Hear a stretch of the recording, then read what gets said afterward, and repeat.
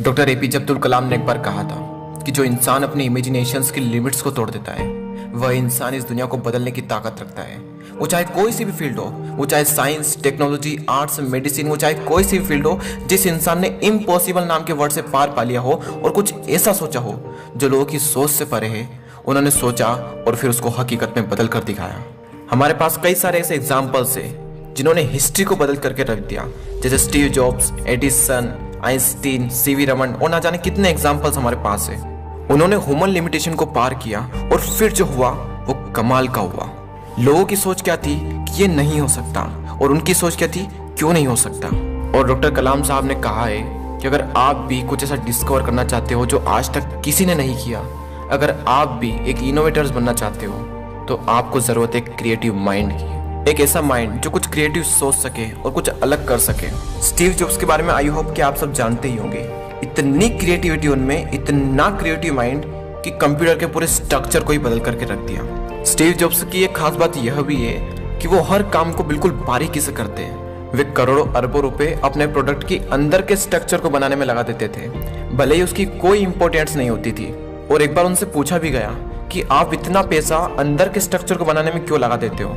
कोई भी इंसान आपके प्रोडक्ट के अंदर के स्ट्रक्चर को नहीं देखने वाला, फिर आप क्यों अपना इतना पैसा प्रोडक्ट के अंदर के स्ट्रक्चर को बनाने में लगा देते हो? तब उन्होंने कहा, यार लोग नहीं देख रहे तो क्या हुआ, हम तो देख रहे हैं ना यार, हमें तो पता है ना कि हम क्या कर रहे हैं। बस इसी क्रिएटिव सोच की वजह से कुछ अलग कर पाए। Now the question is how to build creative mind. कहाँ से आएगी क्रिएटिविटी?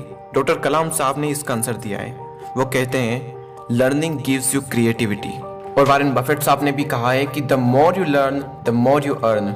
अगर अपने अंदर से क्रिएटिविटी बाहर लानी है तो उसका सिर्फ एक ही तरीका है, लर्निंग पे फोकस करना पड़ेगा। आपका जो काम है, आपका जो पैशन है, आपका जो इंटरेस्ट है, उस काम को आप करते चले जाओ, करते चले जाओ, करते चले जाओ। उसके बारे में सोचते रहो, सोचते रहो। कुछ ऐसा निकल करके आएगा, कुछ ऐसा क्रिएटिव निकल करके आएगा एक दिन जो आप भी नहीं सोच सकते। बस उस काम के बारे में आपको सीखते रहना है। लेकिन लर्निंग सेकेंड स्टेप है, फर्स्ट स्टेप कुछ और ही है। लोग कई बार पूछते हैं what is the secret of success. Success का सीक्रेट क्या है? सिंपल है, बिल्कुल सिंपल। सिर्फ एक लाइन में एक क्लियर विजन रखो और उसको फॉलो करो और उसके बारे में सीखते रहो। सीखना कभी बंद मत करो। एक दिन कुछ ऐसा निकल करके आएगा जो किसी ने नहीं किया होगा। लेकिन कई सारे लोगों की ये फर्स्ट स्टेप ही क्लियर नहीं होती है।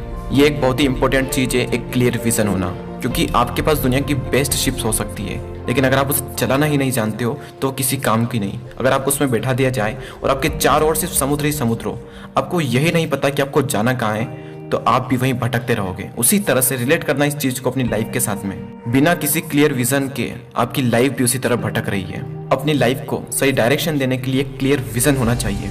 बिना किसी विजन के आपकी बॉडी भी उस शिप की तरह कुछ काम नहीं आने वाली। हमें एक शिप मिली है, यानी एक बॉडी मिली है जो कि बहुत पावरफुल है, जो कि कुछ भी कर सकती है। और हमें एक समुद्र मिला है, यानी एक लाइफ मिली है। अब ये हमारा कर्तव्य है कि हम अपना एंडिंग पॉइंट ढूंढें, अपना विजन एकदम क्लियर रखें, ताकि हमारी जो ये बॉडी है, जो माइंड हमें मिला है, ये कुछ काम आ सके, कुछ ऐसा डिस्कवर कर सके जो आज तक किसी ने नहीं किया। और वो किसी ने क्या खूब बात कही है कि जीत की खातिर जुनून चाहिए, जिसमें उबाल हो ऐसा खून चाहिए।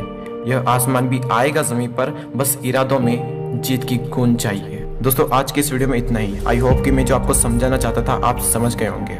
अगर आप उससे जुड़ना चाहते हैं तो इस चैनल को सब्सक्राइब जरूर कर लेना। मैं आपसे मिलता हूँ अगले वीडियो में। जय हिंद, जय भारत।